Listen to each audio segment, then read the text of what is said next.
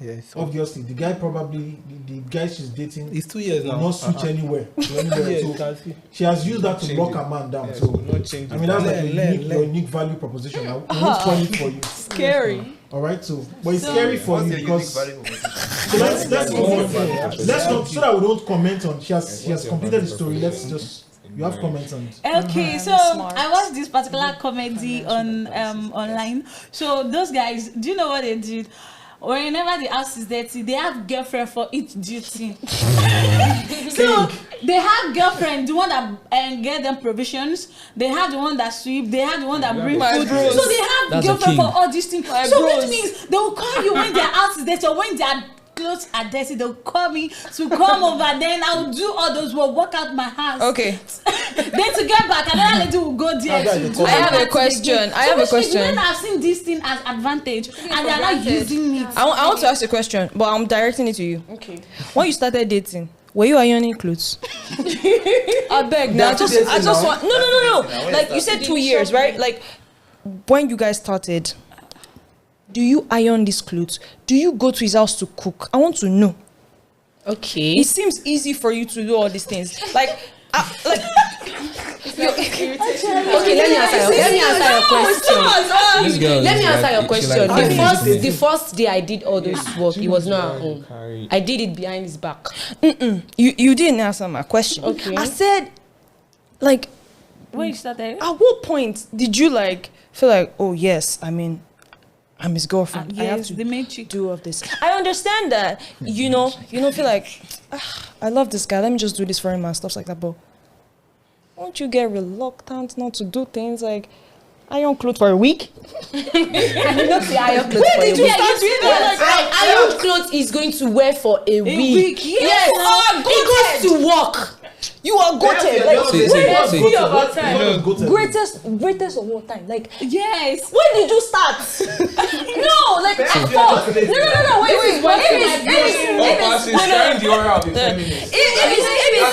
If it's 2 years, I can say maybe I could do it. Like, yes, because it's 2 years. Maybe 2 years. But I'm saying like, when did you start?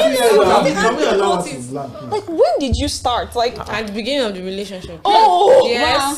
So at the beginning of the relationship. Okay, there's this ex of mine. He shares I'm surprised. He shares flats with his younger brother.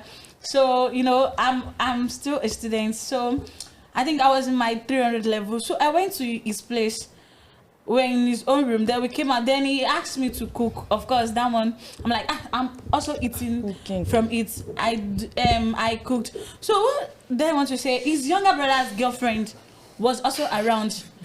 And she was just there doing nothing. She was with her laptop, showing that she is busy. And the next thing, she ordered food. You know that's my girl. That's my girl. You know that's Do you know? You ain't got no money. I'm not doing some housework duty. So I was the only one in the kitchen. What's the guy's name? The man will appreciate is if that lady or you take his clothes to the dry cleaner and you order food and you pay for it. Of course, who pay for it? Tell you this. Good manners are the glue of society. All right, that's the reason why we're not Americans, we're not Europeans, we're Africans. All right, and I will tell you this, that when people are trained from childhood and they are taught to behave in a particular way, it's because when you do some of those things unconsciously, it gives you an advantage that most people don't realize. I'll give an example. I'll tell you a story and then we'll move on to the next person in conversation. When I started working as a physician, as a doctor, I remember as an house officer, I grew up in a traditional Yoruba household. When you walk into a room and you see someone older, you greet everybody. When you're talking to people, you are bowing your head and all that. When I started working as an house officer, I didn't realize that attitude. As I kept walking, as I walked from word to word, I'm bowing, I'm greeting everybody. I didn't realize it's not because I was respecting people. It's just because it has been programmed. When you see someone older, you greet. Yes. And then I just found out that other doctors or house officers would work sometimes in that particular unit. They start having issues with the nurses or they have issues with the patient. And walking in and then patients are like, they don't know why they like this person or whatever. It's not because I'm a better person. It's just because of those things that one has inculcated. What am I saying by this? Is the fact that if we have I think I should applaud the people that I should applaud the family you came from, because you are a dying breed. You are the things that you have said. You're probably the first person I would hear talk this way, and you've been fortified with an advantage that you don't realize how powerful it is, because it's unconscious. You understand? That's why everybody is looking and all that. It's the fact that you have been trained to behave in this particular way.